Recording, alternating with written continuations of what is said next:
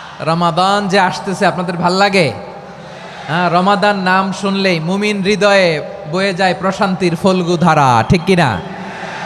একটা আনন্দ, একটা উচ্ছ্বাস আমাদের হৃদয়ের মধ্যে চলে আসে। রমাদান সাইয়্যিদুশ শুহুর, 12 মাসের মধ্যে সবচাইতে শ্রেষ্ঠতম মাস রমাদান আল মোবারক আসছে।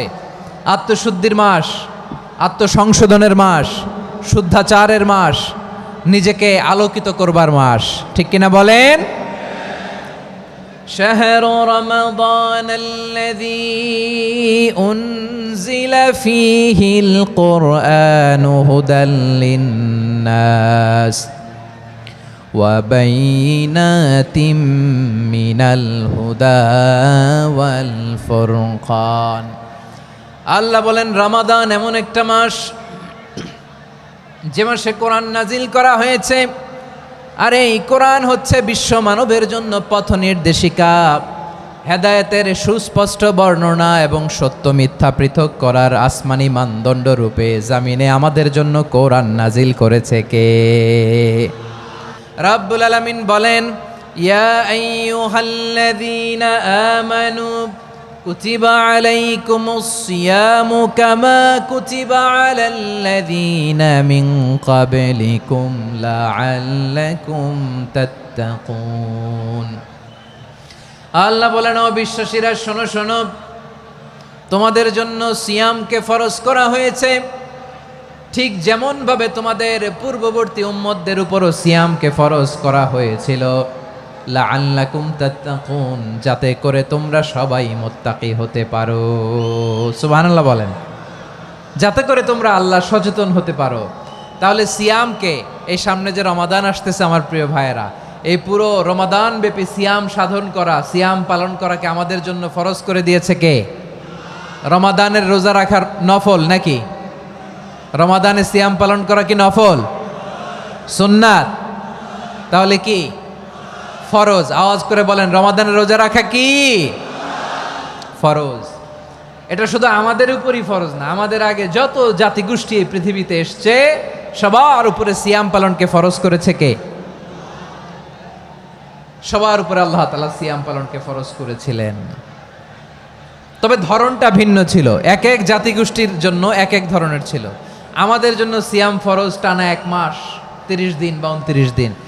কোন কোন উম্মতের উপর 30 দিন না, মাত্র 3টা রোজা ফরজ ছিল। কয়টা? আওয়াজ করে বলেন। আপনাদের কি মনোযোগ আছে না গেছে? মনোযোগ আছে? তাকবীর পড়েন তো, লিল্লাহে তাকবীর। আমাদের 1 মাস সিয়াম ফরজ।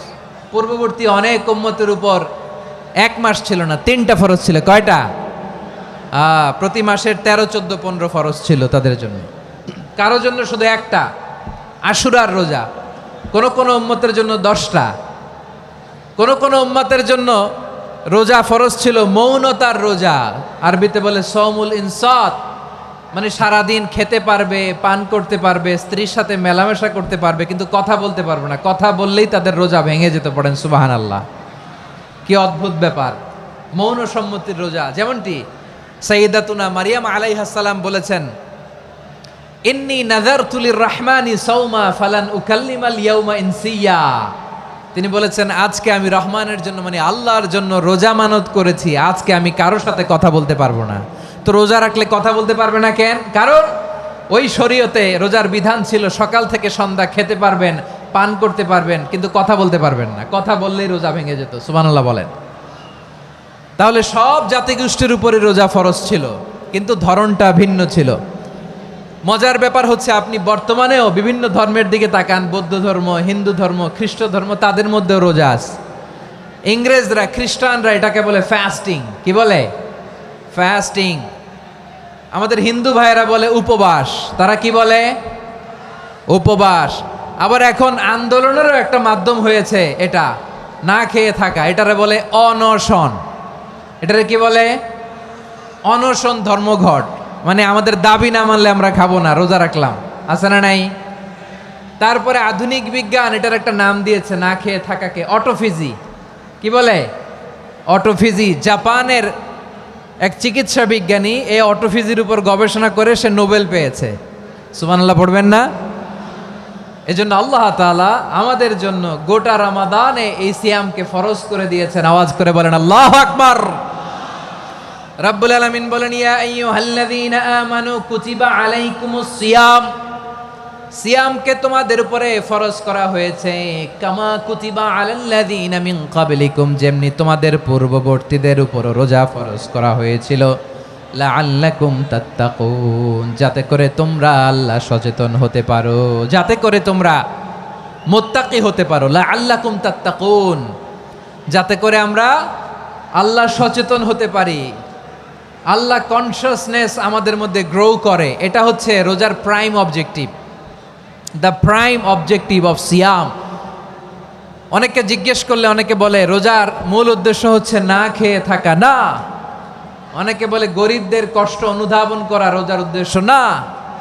রোজার উদ্দেশ্য কি, সিয়াম পালনের উদ্দেশ্য কি, এটা আল্লাহ তাআলা স্পষ্ট এই আয়াতের পেছনে বলেছেন যে লাআল্লাকুম তাত্তাকুন, যাতে করে তোমরা আল্লাহ সচেতন হতে পারো, আল্লাহ ভীতি তোমাদের মধ্যে গ্রো করে, গড কনশাসনেস, আল্লাহ কনশাসনেস, আল্লাহ সচেতনতা যেন বাড়ে, দ্য সেন্স অফ অ্যাকাউন্টেবিলিটি, আল্লাহর সুপ্রিম কোর্টের কাঠগড়া এ দুনিয়াতে আমি যাই করলাম তার সব কিছু যে পাই টু পাই হিসাব দিতে হবে, এই sense, to enhance the sense that what ever we do Allah is watching me. আপনি যাই করেন কেউ দেখে না, কিন্তু দেখে কে?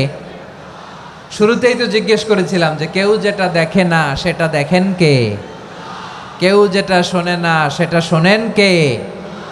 এর নাম হচ্ছে লাআল্লাকুম তাত্তাকুন, যাতে করে তোমরা আল্লাহ সচেতন হতে পারো, আল্লাহ ভীরু হতে পারো। দুনিয়ার কেউ দেখে না, কিন্তু আল্লাহ দেখে। এটাই রোজার মূল শিক্ষা। আমার প্রিয় ভাইরা, আপনি লুকিয়ে লুকিয়ে ঘরের ভেতরে অন্যায় করেছেন, পাপ করেছেন, আপনার বাবা দেখে নাই, মা দেখে নাই, স্ত্রী দেখে নাই, কিন্তু দেখেছে কে? আল্লাহর চোখ ফাঁকি দেয়া যায়? আচ্ছা, বুঝে থাকলে বলেন তো, সিসি ক্যামেরার চোখ ফাঁকি দেয়া যায় কি যায় না? পুলিশের চোখ, র্যাবের চোখ, বিমানবন্দরে কাস্টমস অফিসারের চোখ, কিন্তু আমার আল্লাহর চোখ? সবাই বলেন, আল্লাহর চোখ ফাঁকি দেয়া যায়? এই সেন্সটা নিয়ে আসা নিজের মধ্যে, আমি what ever I do Allah is watching me, যাই করি আল্লাহ দেখে। লাআল্লাকুম তাত্তাকুন। রমাদানের রোজা, ইফতারি, সিয়াম, ইবাদত সব কিছুর মধ্য দিয়ে আপনাকে খেয়াল করতে হবে যে লাআল্লাকুম তাত্তাকুন এই স্ট্যান্ডার্ড এটা অ্যাচিভ হচ্ছে কিনা আমাদের, যাতে করে তোমরা মুত্তাকি হতে পারো, আল্লাহ ভীরু হতে পারো। তাকওয়া, এটা হচ্ছে the essence of Islam. What is তাকওয়া? তাকওয়া মানে কি? তাকওয়ার সংজ্ঞা অনেকে অনেকভাবে দিয়েছেন। আমি সরাসরি সাহাবাদের কাছ থেকে একটা সংজ্ঞা আপনাদের শোনাচ্ছি। ওমরে ফারুক রাদিয়াল্লাহু তাআলা আনহু উবাই ইবনে কাব রাদিয়াল্লাহু তাআলা আনহুকে জিজ্ঞেস করেছিলেন, ইয়া উবাই মা হুয়া তাকওয়া, হে উবাই তাকওয়া কি? তাকওয়া কাকে বলে? উবাই ইবনে কাব তিনি প্রশ্নের উত্তর না দিয়ে উনিও আবার প্রশ্ন ছুড়লেন। তিনি বললেন, ইয়া আমিরাল মুমিনিন আমা সালাকতা তরিকান যা শাউক, আপনি কি কাঁটাযুক্ত রাস্তা দিয়ে মরুভূমিতে কখনো হেঁটেছেন? যে রাস্তার চারদিকে ক্যাকটাস, গুলমলতার কাঁটা, হেঁটেছেন? ওমরে ফারুক বললেন, নাম হেঁটেছি। বালা, হেঁটেছি। কাইফা আমিলতা, কিভাবে হেঁটেছেন? ওমরে ফারুক বললেন, শাম্মারতু ওয়াজতাহাত্তু, আমি আমার জামা, জুব্বা আর চাদর আটোসাটো করে গায়ের সাথে এমনভাবে মিলিয়ে রেখেছি, এমন সাবধানে হেঁটেছি যাতে করে মরুভূমির ক্যাকটাসের গুলমলতার কাঁটা আমার গায়ে বিঁধে না যায়। উবাই ইবনে কাব বললেন, ফাযালিকা হুয়া তাকওয়া, আরে তাহলে আপনি তো ঠিকই জানেন তাকওয়া মানে কি, এটাই তো তাকওয়া। ওই রাস্তা দিয়ে যেভাবে হেঁটেছেন পুরো দুনিয়ার জিন্দেগিটা এইভাবে সাবধানে চলার নামই হচ্ছে তাকওয়া। চিল্লায় বলো ঠিক কিনা? এই দুনিয়াতে পাপ পঙ্কিলতা থাকবে, শয়তানির হাতছানি থাকবে, অপরাধ প্রবণতা থাকবে, নফসের খায়েশ থাকবে, অন্যায়ের হাতছানি থাকবে, সব কিছুকে দোলে মুচড়ে পেছনে ফেলে সাবধান হয়ে এই দুনিয়ার সিরাতুল মুস্তাকিমের পথে চলতে হবে। যেই রাস্তা শুরু হয়েছে দুনিয়াতে শেষ হয়ে গিয়েছে আল্লাহর জান্নাতের ভেতরে। চিল্লায় বলেন ঠিক কিনা? আমার প্রিয় চাঁপাইনবাবগঞ্জের ভাইয়েরা, এটার নামই তাকওয়া। উবাই ইবনে কাব বললেন, ও আমিরুল মুমিনিন, ওই কাঁটাযুক্ত গুলমলতার রাস্তার মধ্যে ঠিক যেমনি সাবধান হয়ে আপনি হেঁটেছেন, এই দুনিয়ার বুকে ওই সাবধান হয়ে চলার নাম হলো তাকওয়া। সুবহানাল্লাহ। তাহলে তাকওয়া কারে বলে? আমার চাঁপাইনবাবগঞ্জের কলিজা টুকরা ভাইয়েরা, বুঝতে পারছেন আপনারা?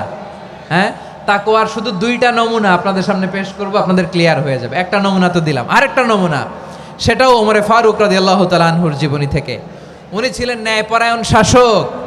রাত্রিবেলা প্রজাদের কি হাল হাকিকত, কি অবস্থা, ঘুরে ঘুরে প্যাট্রোলিং করতেন পুলিশের মতো। তো সারা রাত প্যাট্রোলিং করে সারা রাত তিনি ঘুরেছেন কার কি অবস্থা দেখে শেষ রাতে তিনি ফিরে আসতেছেন। তিনি থাকতেন, সেই বুখারীতে এসেছে, কানা ইয়াসকুনু ফি আওয়ালিল মদিনা, মদিনার উঁচু এলাকায় থাকতেন। তো ফিরে আসার সময় উনি একটা প্রাচীর বেষ্টিত ঘরের পাশে দুইজন নারীর কথোপকথন শুনতে পেলেন। কয়জন নারীর? দেখি আপনাদের মনোযোগ আছে কিনা, বলেন কয়জন নারীর? একজন বৃদ্ধা, একজন যুবতী।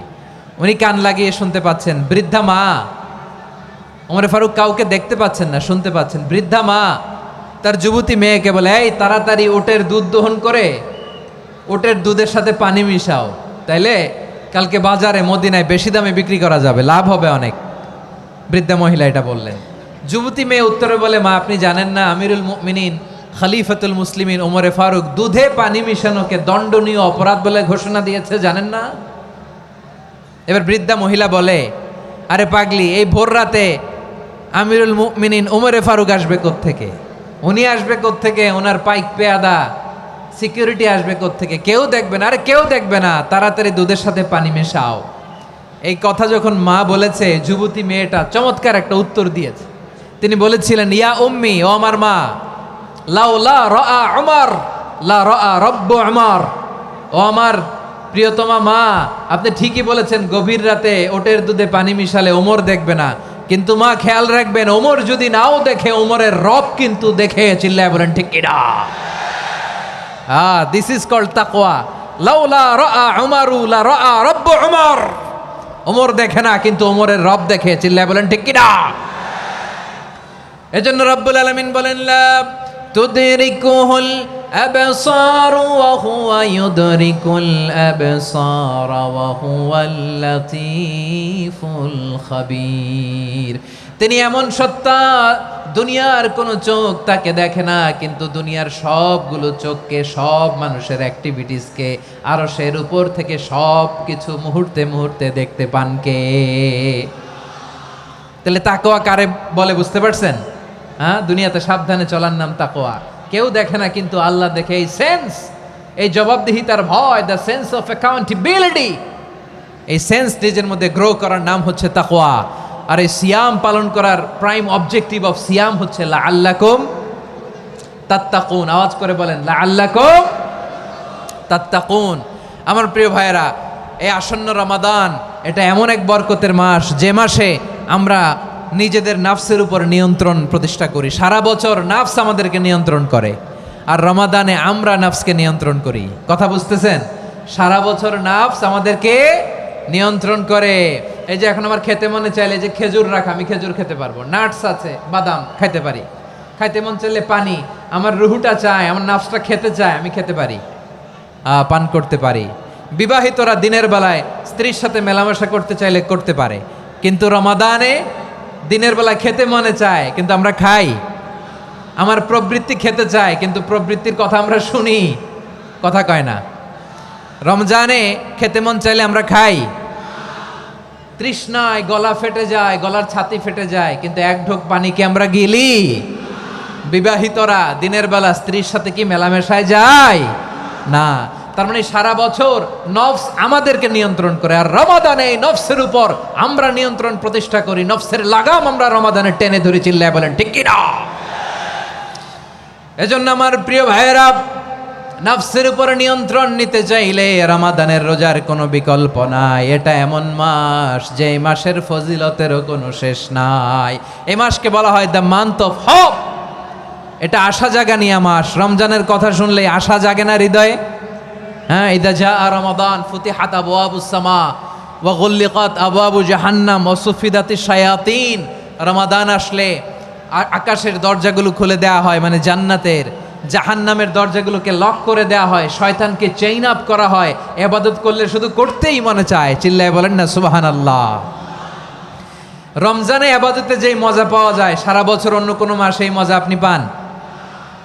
আমার চাঁপাইনবাবগঞ্জের ভাইরা আওয়াজ করে বলেন না, রমজানে ইবাদতে যেই মজা অন্য মাসে এটা পান? কারণ রমজানে আবাদত করলে সওয়াবও বেশি, আবাদতের একটা পরিবেশ থাকে, ঠিক কিনা বলেন? অন্য মাসে আবাদত করলে এর সওয়াব পাওয়া যায় গাণিতিক হারে, রমজানে আবাদত করলে সওয়াব বাড়তে থাকে জ্যামিতিক হারে। সুবহানাল্লাহ কইবেন না? অন্য মাসে সওয়াব বাড়ে গাণিতিক হারে, রমাদানে আবাদত করলে সওয়াব বাড়ে কিভাবে জ্যামিতিক হারে বাড়ে দেখেন। রমাদানে একটা নফল করলে ফরজের সমান সওয়াব, একটা ফরজ করলে 70 থেকে 700 গুণ সওয়াব, রমজানে ওমরা করলে হজের সমান সওয়াব। সুবহানাল্লাহ নাই? দ্য মান্থ অফ হোপ, আশা জাগানিয়া মাস। এই মাস আমাদেরকে হোপফুল করে, আশাবাদী করে। রমাদান যেমনি দ্য মান্থ অফ হোপ, আশা জাগানিয়া মাস, এট দ্য সেম টাইম এই রমাদান হচ্ছে মান্থ অফ ওয়ার্নিং, একটা ওয়ার্নিং এর মাস। নবী যেমনি আশা জাগাইছে আবার ওয়ার্নিং দিয়েও গেছে, খবরদার। ওয়ার্নিংটা কেমন? আল্লাহর হাবিব সাল্লাল্লাহু আলাইহি ওয়াসাল্লাম মসজিদে নববীর ভেতরে হঠাৎ তিনি মসজিদে নববীর মিম্বারে পা রেখে বললেন আমিন। দ্বিতীয় ধাপে পা রেখে বললেন আমিন, তৃতীয় ধাপে পা রেখে বললেন আমিন। সাহাবারা অবাক হয়ে বললেন ইয়া রাসূলুল্লাহ, ইয়া হাবিবাল্লাহ, 3 বার শুধু আমিন আমিন পড়লেন, কেন পড়লেন আমরা কিছু জানি না, আমাদেরকে জানিয়ে দেন কেন আপনি 3 বার আমিন বললেন। রাহমাতাল লিল আলামিন আল্লাহর হাবিব বললেন, ও আমার প্রাণের সাহাবীরা, আমি যখন মসজিদে নববীর মিম্বারের প্রথম ধাপে পা রেখেছি, সাইয়েদনা জিবরিল এসে আমাকে বলেছে, ও নবী, আপনার নাম শুনে যে ব্যক্তি আপনার উপর দুরূদ পড়ে না তার ধ্বংস। আপনি বলেন আমিন। আমি বলেছি আমিন। দ্বিতীয় ধাপে পা রাখার পর সাইয়েদনা জিবরিল বললেন, ইয়া রাসূলুল্লাহ, মাতা পিতাকে বার্ধক্য অবস্থায় পেয়ে তাদের সেবা করে, তাদের সাথে সদাচরণ করে যে সন্তান জান্নাত কামাতে পারলো না তার জন্য ধ্বংস। আপনি বলেন আমিন। আমি বলেছি আমিন। আবার মিম্বারের তৃতীয় ধাপে ঠিক যখনই আমি পা রাখলাম, সাইয়েদনা জিবরাইল বললেন, নবী, রমজান মাস পাওয়ার পরে এই মাসে ইবাদত করে যে ব্যক্তি নিজের গুনাহ মাফ করাতে পারলো না তার জন্য ধ্বংস। আপনি আওয়াজ করে পড়েন আমিন। কত বড় ধমক, কত বড় ওয়ার্নিং দেখছেন। যে রমাদান পেয়েছে কিন্তু রমাদানের ইবাদত করার মধ্য দিয়ে সে নিজেকে জাহান্নাম থেকে মুক্ত বানাতে পারলো না, তার উপর আল্লাহ লানত, তার জন্য ধ্বংস।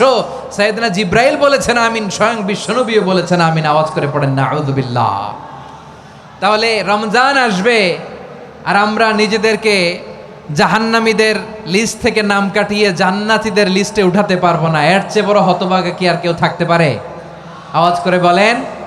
তাহলে রমাদানের এই রহমত, বরকত, মাগফিরাত, ফজিলত আমাদের কামাই করার দরকার আছে না নাই? আর মাত্র 7 দিন বাকি। আর মাত্র কয় দিন? এগুলো নিয়ে আমাদের কোনো আগ্রহ নাই। তোমাকেই খুঁজছে বাংলাদেশ, ক্লোজ আপ 1, আর মাত্র 7 দিন বাকি। টেলিভিশনে বিজ্ঞাপন আছে না নাই? রেফেল ড্র হবে লটারির, আর মাত্র 5 দিন, আছে না নাই? কিন্তু এমন এক বরকতময় মাস আসতেছে, আর মাত্র 7 দিন বাকি। আমাদের কোনো সেন্সই নাই, আমাদের মধ্যে কোনো অনুভূতি কাজ করে না। হায় রে দুর্ভাগা মুসলমান। আমার প্রিয় ভাইয়েরা, আপনি পৃথিবীতে যত ইবাদত করেন সব ইবাদতের সওয়াব নির্ধারিত। এটা পাবেন বা ওইটা পাবেন, এই সওয়াব জান্নাতে, এই বাড়ি ওই বাড়ি। শুধু সিয়ামের সওয়াবটা অনির্ধারিত। কুল্লু আমাল ইবনে আদম ইউদাফ আল হাসানাতু আশরু আমসালিহা ইলা 700 দি'ফিন ইল্লা সাওম। সব নেক আমলের সওয়াব বাড়তে বাড়তে 700 গুণ, কিন্তু রোজা ছাড়া। রোজার সওয়াব কি হবে? বান্দা খালি রোজা রাখে, ফেরেশতারা কিছু লিখতে পারে না আমল নামায়, কারণ আল্লাহ বলে এটা কিছু লিখিস না, কারণ as-সাওমু লি, এই রোজা রাখছে আমার জন্য, ওয়া আনা আজজি বিহি, এই রোজার সওয়াব, প্রতিদান, অ্যাওয়ার্ড এটা কিয়ামতের দিন আমি আল্লাহ নিজ হাতে দেব, নিজ হাতে দেব। আরেক বর্ণনায় এসেছে ওয়ানা উজজাবি, আমি আল্লাহ নিজেই হয়ে যাব রোজার প্রতিদান। সুবহানাল্লাহ পড়েন। আবার আল্লাহর হাবিব বলেন, ইন্না ফিল জান্নাতি সামানিয়াতু আবওয়াব, জান্নাতের দরজা মোট 8টা। ফিহা বাবুন ইউসাম্মা আর-রায়্যান, 8টা দরজার মধ্যে স্পেশাল একটা দরজা আছে, ওই দরজাটার নাম হলো আর-রায়্যান। রায়্যান দরজা, লা ইয়াদখুলুহু ইল্লা সাইমুন, রোজাদাররা ছাড়া কেউ ওই রায়্যান দরজা দিয়ে জান্নাতে ঢুকতে পারবে না। শুধু রোজাদারদের জন্য ওই দরজাটা খোলা থাকবে। দরজাটার নাম আর-রায়্যান। এই লাখো জনতা আওয়াজ করলে এই আওয়াজ হয়। বলেন, রোজাদারদের জন্য জান্নাতে স্পেশাল যে লাল গালিচার সংবর্ধনা এন্ড স্পেশাল এন্ট্রি, ওই দরজাটার নাম কি? আর রাইয়ান শব্দটা কেমন লাগে? ভালো লাগে। অনাগত সন্তান যদি কারো আসে, ছেলে সন্তান, নাম রেখে দিয়েন আর রাইয়ান। পারবেন? আমাকে সবাই ধরে রাস্তা ঘাটে, বাসায়, অফিসে, আদালতে, এয়ারপোর্টে ধরলে, হুজুর আমার একটা ছেলে হবে 2 মাস পর, একটা নাম দেন। চাপাই নবাবগঞ্জবাসীর জন্য আমি একটা নাম দিয়ে গেলাম। সামনের 2-3 মাসে, 4 মাসে, 6 মাসে যাদের ছেলে সন্তান হতে পারে বলে মনে করেন, যদি পছন্দ হয় নামটা, নাম রেখে দিয়েন রাইয়ান। কি নাম? লা ইয়াদখুলহু ইল্লা সাইমুন, রোজাদাররা ছাড়া কেউ ঢুকতে পারবে না। মান দাখালাহু লাম ইয়াযমা আবাদা, একবার যে এই গেট দিয়ে ঢুকবে, he will never be thirsty again, তার গলা থেকে চিরকালের জন্য আল্লাহ তৃষ্ণা মিটাইয়া দিবে। আমরা এই রাইয়ান দরজা দিয়ে সেদিন জান্নাতে ঢুকতে চাই কি চাই না? আমার প্রিয় ভাইরা, প্রতি রাতে রমাদানে আল্লাহর ফেরেশতারা আহ্বান জানায়, ইয়া বাগিয়াল খাইরি আকবিল, ইয়া বাগিয়াশ শাররি আকসির, হে কল্যাণের পথের যাত্রী, আকবিল প্রসিড, আরো ইবাদত করো, আগাও আগাও, আরো জান্নাতের নাজ নেয়ামত কামাও। হে অকল্যাণের পথের যাত্রী, আকসির, স্টপ স্টপ, অনেক হয়েছে। আন্না, এ রমাদান এটা পাপের মাস নয়, এটা ইবাদত করে জান্নাত কামানোর মাস। চিল্লায় বলো ঠিক কি না? ওয়ালিল্লাহি উতাকাউ মিনান নার ওয়া যালিকা কুল্লা লাইলা, প্রতি রাতে, রমাদানের প্রতি রাতে আল্লাহ তাআলা এরকম লাখো বনি আদমকে মাফ করে দেওয়ার ঘোষণা দেয়, নাজাতের ঘোষণা দেয়। আমরা আল্লাহর পক্ষ থেকে মাফ, নাজাত চাই কি চাই না? আমরা যদি নাজাত পেয়ে যাই, আর কিছু চাই? কথা বলে না। আমাদের নাজাত লাগবে। আওয়াজ করে বলেন তো কি লাগবে? আর কিছু যে চাই না আমি, চাই গো নাজাত, আল্লাহ তোমার কাছে আমার এই মুনাজাত। আর কিছু যে চাই না আমি, চাই গো নাজাত, আল্লাহ তোমার কাছে আমার এই মুনাজাত, আল্লাহ তোমার কাছে আমার এই মুনাজাত। পড়েন আমিন, আর জোরে আমিন। তাহলে রমাদানকে আমরা বুদ্ধিমানের মতো কাজে লাগাতে চাই কি চাই না? হ্যাঁ, বুদ্ধিমানের মতো কাজে লাগাইতে হবে। মুমিনরা স্মার্ট হয়। এই রমাদানে আমাদের কি করণীয়, কি বর্জনীয়? সংক্ষেপে 7টা করণীয় 7 মিনিটে, 7টা বর্জনীয় 7 মিনিটে বলে আমরা বিদায় নিব ইনশাআল্লাহ। বলেন, কেউ উঠা বসা করবো না ইনশাআল্লাহ। বলেন মাশাআল্লাহ, অনেক শান্ত। জি, আমার দিকে তাকান। রমাদানে, আসন্ন রমাদানে আমাদের 7টি করণীয়। 1 নাম্বার করণীয়, এই রমাদানকে আপনি কোরআনময় করে তুলুন। কোরআনময় করে তুলুন 2025-এর রমাদান। এই হচ্ছে আজকের প্রোগ্রামের স্লোগান। জোরে বলেন ঠিক কিনা? কোরআনময় করতে রাজি আছেন? কোরআন তেলাওয়াত করতে রাজি আছেন? আমার প্রিয় ভাইরা, ধীরস্থিরভাবে কোরআন তেলাওয়াত করুন, তাড়াহুড়ো করে নয়। আনাস রাদিয়াল্লাহু তাআলা আনহু বলতেন, রুব্বা কারি লিল কোরআন ওয়াল কোরআনু ইয়ালআনহু, কোরআনের অনেক কারি আছে যারা কোরআন পড়ে কিন্তু সওয়াব পায় না, বরং আল্লাহর কোরআন তার বিরুদ্ধে আল্লাহর দরবারে নালিশ করে আর লানত করতে থাকে। আমরা কি ওই রকম কোরআনের তেলাওয়াতকারী হতে চাই?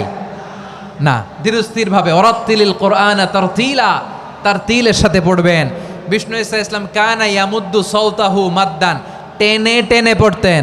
আলহামদুলিল্লাহি রাব্বিল আলামিন আর রহমানির রহিম মালিকি ইয়াউমিদ্দিন ইয়্যাকা না'বুদু ওয়া ইয়্যাকা নাস্তাঈন ইহদিনাস সিরাতাল মুস্তাকিম সিরাতাল লাযীনা আন'আমতা আলাইহিম গায়রিল মাগদুবি আলাইহিম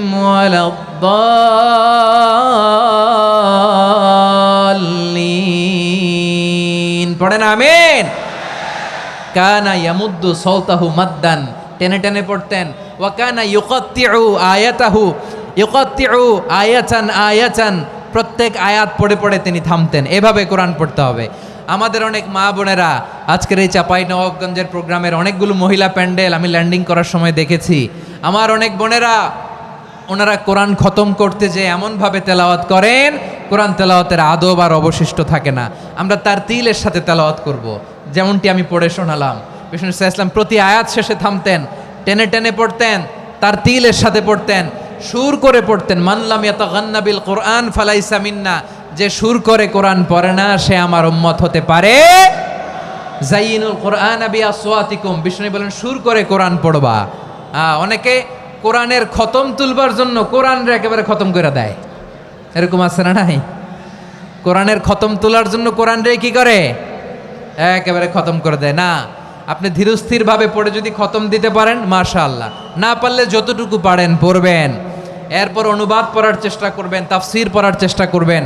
আপনাদের জন্য এক অনন্য উপহার রয়েছে আমার পক্ষ থেকে, এক নজরে কোরআন। 114 সূরার সারমর্ম, সার নির্যাস আমরা নিয়ে এসেছি এখানে বাংলা ভাষায়। আমার জানা মতে খুব সম্ভবত এই প্রথম কাজ, কেউ করে নাই। আরবিতে পাবেন এরকম অনেক বই, ইংরেজিতে কিছু কাজ আমরা দেখেছি, কিন্তু বাংলায় পাবেন না। এত চমৎকারভাবে আমরা সূরাগুলোর সারমর্ম, সার নির্যাস তুলে ধরার চেষ্টা করেছি। 5 পৃষ্ঠায় আপনি জেনে যাবেন এই সূরার সেন্ট্রাল থিম কি। 5 পৃষ্ঠায় জেনে যাবেন মেজর থিম কি, এই সূরায় কি কি নিয়ে আলোচনা করা হয়েছে, এই সূরা থেকে মূল লেসন কি, মূল শিক্ষা কি, সহজে আপনারা বুঝে যাবেন। সুযোগ হলে এটা সংগ্রহ করবেন। আপনারা যে কোনো ধরনের ভালো অনুবাদ আপনারা পড়বেন, তাফসির পড়বেন। আমরা কোরআনময় করতে চাই। খতম কোরআনে রমাদানের 1 খতম দেওয়ার একটা সহজ পদ্ধতি হচ্ছে রমাদানের প্রতি নামাজের পরে 4 পৃষ্ঠা। প্রতি নামাজের পরে কয় পৃষ্ঠা?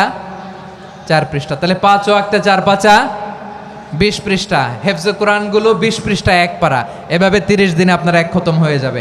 আমরা যেন তার তিলের সাথে বিশুদ্ধভাবে কোরআন তেলাওয়াত করতে পারি, আল্লাহ তৌফিক দান করুক। পড়ে না আমিন। 2 নাম্বার করণীয়, ধীরস্থিরভাবে তারাবির সালাতগুলো যেন আমরা আদায় করি। তাড়াহুড়ো করবেন না আল্লাহর ওয়াস্তে, তাড়াহুড়ো করবেন না, তাহলে কোরআন আমাদের জন্য বদদোয়া করবে। তাড়াহুড়ো করবেন তারাবির নামাজে। তারাবির নামাজ সালাতুত তারাবিহ মানে বিশ্রামের নামাজ, আর আমরা পড়ি সলাতুল কেতার, রেলগাড়ির মতো নামাজ। চিল্লায় বলেন ঠিক কি না? না, এরকম করবেন না। ইমাম সাহেবদেরকে আশ্বস্ত করুন যে ইমাম সাহেবরা আমরা পিছনে আসি আপনাদের সাথে, আপনি আস্তে আস্তে পড়েন, তার তিলের সাথে পড়েন, ধীরস্থিরভাবে তারাবির সালাত পড়বেন। সারা বছর এই সুযোগ হয় না, দাঁড়িয়ে কোরআন শোনার এরকম আয়োজন ব্যবস্থাপনা সারা বছর আর আমরা পাই বলেন তো? না।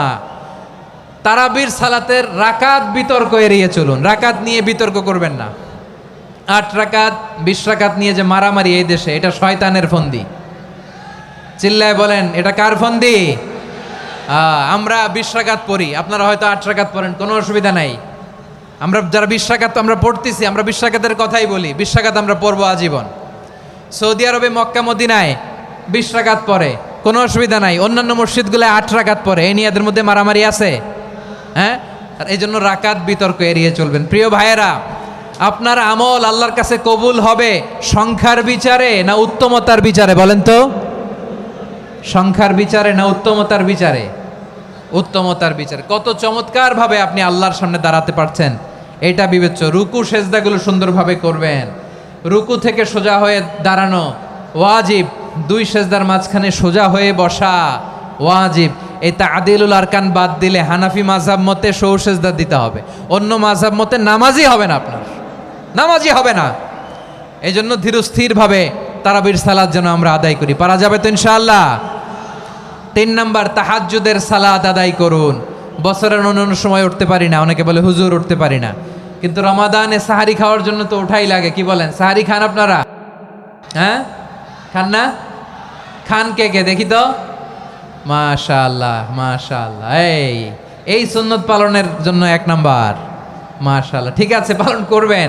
আল্লাহর হাবিব বলেন তাসাহারু ফা ইন্না ফিস সাহুরি বারাকা, তোমরা সাহারি খেও, কেননা সাহারির ভেতরে বরকত ঢুকায় দিয়েছে কে? একটা খেজুর 1 গ্লাস পানি খেলো সারা দিন আপনাকে তরতাজা রাখে কে? তো সাহারির জন্য যেহেতু উঠতেই হয়, সাহারি খাওয়ার আগে বা পরে 2 রাকাত 4 রাকাত তাহাজ্জুদ পড়া যাবে না? রব্বুল আলামিন বলেন ওয়ামিনাল লাইলি ফাতাহাজ্জাদ বিহি নাফিলাতান লাকা আসা আইয়াবআসাকা রাব্বুকা মাকামাম মাহমুদা। ও নবী, রাতের কিছু অংশ সময় তাহাজ্জুদের সালাত আপনি আদায় করবেন, কারণ এই তাহাজ্জুদ হলো আপনার জন্য নাফিলাত, অতিরিক্ত ফরজ। আপনাকে মাকামে মাহমুদে অধিষ্ঠিত করবে কে?